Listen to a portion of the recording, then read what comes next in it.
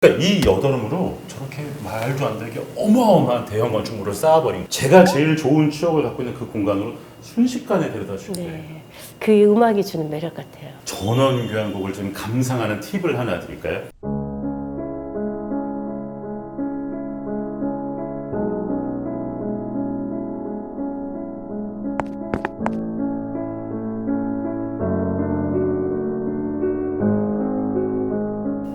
결핍이 있을 때 뭔가가 그 감사한 마음도 생길 수 있고 또 어떤 안 보이던 것도 보이고 우리가 정말 삶이 힘들 때 나보다 더 어려운 사람이 보이잖아요. 그런 거 아니었을까요?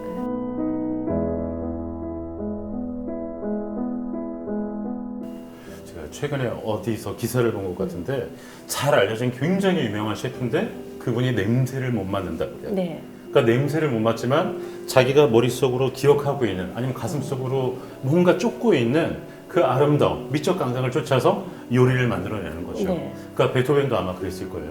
귀로는 들리지 않지만 마음으로 들리는 소리라는 게 있잖아요. 네. 그 이전에 담았던 추억일 수도 있고요. 네. 아니면 자기가 정신적으로 쫓고자 하는 의지에 대한 어떤 이상향일 수도 네. 있고요. 이걸 음악에 녹여냈다고밖에 볼 수가 없는 거죠. 그래서 그러면 베토벤이 청각을 잃은 다음에 처음으로 한 거가 운명인가요? 교향곡이? 그 다음이? 어느 순간부터 귀가 정확하게 안 들렸다는 명확한 기록은 없어요. 대략 한 26세, 7세 정도부터 좀 시작을 해서 45세 정도에는 아마 거의 안 들리는 수준이 아니었지 않을까 이렇게 좀 추측을 하는데 이제 요양으로 와요. 이제 빈에서 잘 나가야 되는 커리어를 좀 포기를 하고 요양을 와서 매일매일 산책을 하면서 낮에는 작곡을 하고 그때 탄생된 작품이 있죠. 베토벤은 보통 두 개의 성격이 다른 작품을 묶어서 이렇게 세트로 같이 초연하는 경향이 좀 있어요. 아, 그렇군요. 이 공연에서 한 4곡 정도를 묶어서 했는데 그 중에 하나가 제일 유명한 그 유명한 운명교향곡이에요. 네. 아시죠? 빠바바밤. 그렇죠. 모르는 사람이 정확하게 없죠. 8음만 갖고. 여덟음뿐이 없나요? 음이? 그러니까 교향곡에서 가장 네, 여덟. 구성을 이루는 작은 부분, 코어라고 얘기해야 되네. 네. 그러니까 시발점이 되는 가장 작은 단위를 동기라고 얘기도 하고 모티브라고도 얘기를 하는데 일종의 테마죠. 이 동기가 겨우 8음인 거예요. 아, 그러니까 이 8음으로 저렇게 말도 안 되게 어마어마한 대형 건축물을 쌓아버린 거예요. 네. 그래서 운명교향곡의 가치가 거기서 더 큰 거거든요, 사실. 근데 이때 같이 작곡한 곡이, 같이 초연한 곡이 전원교향곡입니다. 보세요. 굉장히 상반된 느낌이에요. 그렇죠? 하나는 고난을 싸워서 환희로 나아가는 과정이에요. 인간의 음악이에요. 얼마나 괴롭겠어요. 20대 이제 귀가 뭐 안 들리기 시작해서 처절하게 쌓아가는 인간의 음악이 운명이라고요. 근데 한쪽에는 자연의 음악, 온화한 음악, 자연으로부터는 사랑의 음악, 이 두 가지가 같이 공존하는 거예요. 그래서 같이 발표했나요? 같은 날 발표했어요. 아, 같은 날? 예. 그때는 오히려 전원이 더 먼저 앞에 발표하고 뒤에 운명고향곡이 발표됐었죠. 그러니까 너무너무 재밌는 거예요. 그래서 산책하면서 항상 행복하고 원화했냐? 아니에요. 그래서 항상 운명하고 싸우느라고 이 사람이 항상 정신적으로 피폐해졌었냐? 아니에요. 하나는 어떻게든지 고난을 극복하기 위해서 그렇게 몸부림쳤지만 또 한편에선 자연으로 들어가서 끊임없이 엄마 품에 안기는 것처럼 끊임없는 사랑과 위안을 얻었다는 게 음악 작품을 통해서 나타날 수 있는 거예요. 5악장인데요.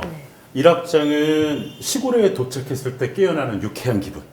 제목이 굉장히 재밌죠. 보통 교향곡은 제목이 없어요. 네, 이거는 표제가 다 있는 거죠. 근데 베토벤이 처음으로 써놓은 거예요. 네.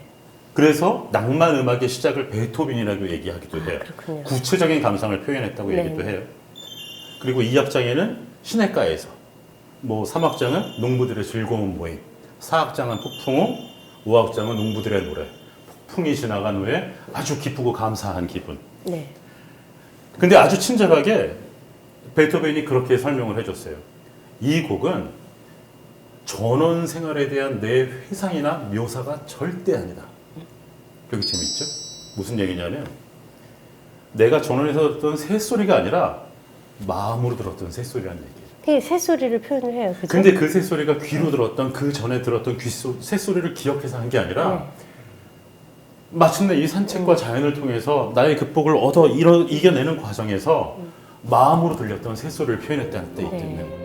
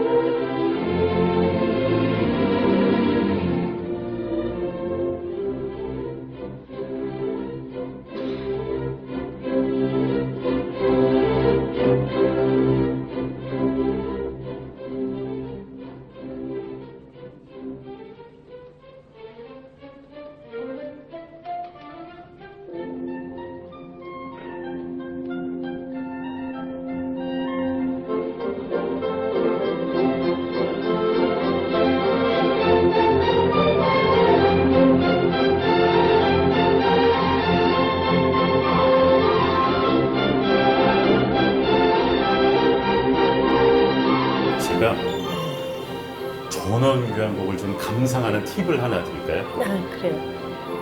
일단 일악장이 전원에 도착했을 때 깨어나는 유쾌한 기분이라고 얘기했잖아요. 그걸 한번 이렇게 바꿔보세요. 알턴 니가 빠졌을 때 상쾌한 기분. 그런 기분이 느껴져요.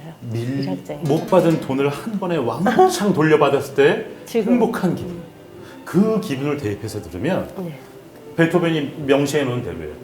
이거를 제목에 얽매여서 아 베토벤은 어떻게 고통을 이겨냈을까, 자연에서 뭘 봤을까, 어떤 새소리가 들렸을까, 이거를 쫓는 것보다 그 음악이 주는 신선함과 힐링과 상쾌한 기분을 내가 지금 당장 내 문제가 해결됐을 때 와 그것만 해결되면 얼마나 좋을까, 만약에 저 여자가 내 고백을 받아준다 그러면 난 얼마나 행복할까, 그 느낌을 받으면서 그 음악을 감상하시면 힐링 이상의 아주 큰 행복을 얻을 수 있어요. 많은 분들이 한번 베토벤 곡을 다시 한번 잘 들어보면 좋을 것 같은데. 언제 개인적으로 운명을 들어보세요? 저는 처음 들었던 건 초등학교 아주 저학년일 때고요. 근데 그때는 굉장히 무서워했던 것 같아요.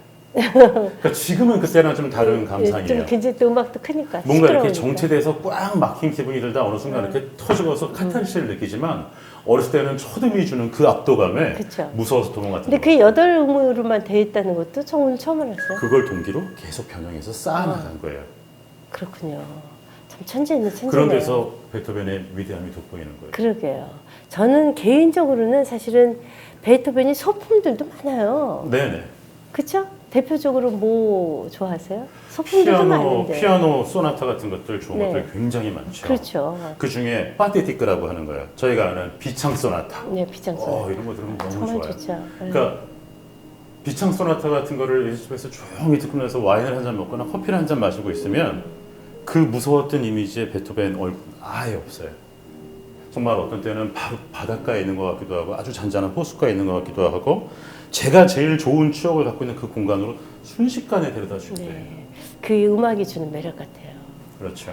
우리 사실은 우리 안윤성 지휘자님만 우아할 게 아니라 사실 우리가 인간의 품격을 높이는 방법이 여러 가지가 있는데 그 중에 굉장히 실생활에서 쉽게 우아해질 수 있는 방법이 음악에 대해서 좀 공부하는 거 아닌가 싶어요. 제가 이렇게까지 얘기하고 싶진 않았지만 돈도 안 들잖아요. 맞아요. 유튜브에서 다 들을 수 있어요. 전에는 CD를 사거나 연주회장 하는 게 너무 맞아요. 비쌌지만 이제는 전 세계에서 최고 유수의 연주자들이 하는 연주를 실시간으로 다 볼 수 있어요. 그리고 공부를 조금만 더 하면 다른 사람과 대화할 수 있는데 조금만 더 하면 만약에 내가 어제 어떤 연주자의 연주를 들었다, 피아노의 어떤 작품을 들었다, 아니면 베토벤의 어떤 작품을 들었다, 이런 이야기로 여자친구나 애인이나 직장 동료하고 대화할 수 있으면 네. 와 주변이 너무 아름다울 것 같지 않으세요? 그러게요. 그것도 사실은 본인에 대한 그 어떤 만족감? 그럼요. 이런 것도 굉장히 클 것 같고 우리 삶이라는 게 사실 하루하루가 굉장히 소중한 삶인데 이럴 때 음악을 진지하게 들으면서 한번 내 삶을 좀 고양시켜보는 것도 너무 좋을 것 같은데 저는 그러기에 베토벤이 정말 좋은 우리가 우리 삶을 고양시키기에 가장 참 친근한 그런 작곡가가 아닌가 그런 생각을 해요. 그리고 거기 하나 또 덧붙여서 클래식하고 좀 가까워질 수 있는 법 제가 하나 알려드릴까요? 네. 클래식을 잘 아는 사람하고 친구가 되시면 돼요. 맞아요. A님은 더 좋죠. 그러니까 저희 채널을 항상 보시면서 저희가 친구가 네. 되시면 네. 클래식 아주 쉽게 익숙하게 친해질 수 있을 거라고 오늘 생각해요. 베이토벤의 소품이라도 들어보세요. 그러면 이렇게 안우성 지휘자님처럼 여러분들도 우아해질 수 있습니다.